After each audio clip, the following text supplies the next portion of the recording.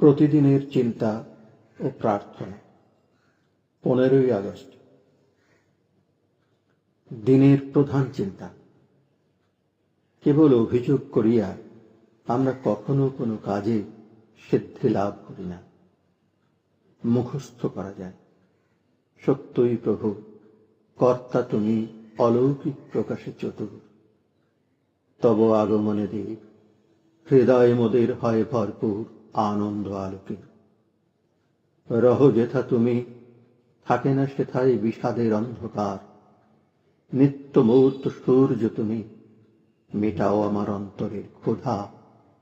দাও মোরে চিরন্তন নূতন জীবন। উপদেশ।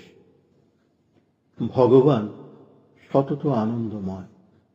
আমরা যদি ক্লিষ্ট মন লইয়া তাঁহার কাছে আসি, আমাদের রোগ দূরীভূত হয়।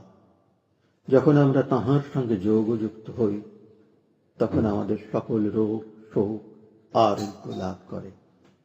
ভগবান কখনো আমাদের বিষণ্ণ হৃদয় দেখিতে চান না। তিনি সর্বদাই আমাদের বোঝা বহন করিতে প্রস্তুত। তিনি আমাদের সকল প্রয়োজন মিটাইবেন, আমরা যদি তাঁহাকে নিজেদের অন্তর জ্যোতির ক্ষণস্থায়ী আনন্দের রেখা মাত্রও দেখাইতে পারি। প্রার্থনা। হে মোর দেবতা, নিয়ত আমার রক্ষাকর্তা, এই প্রার্থনার সময় আমি হৃদয়কে তোমার প্রতি ঊর্ধ্বমুখী করিতেছি।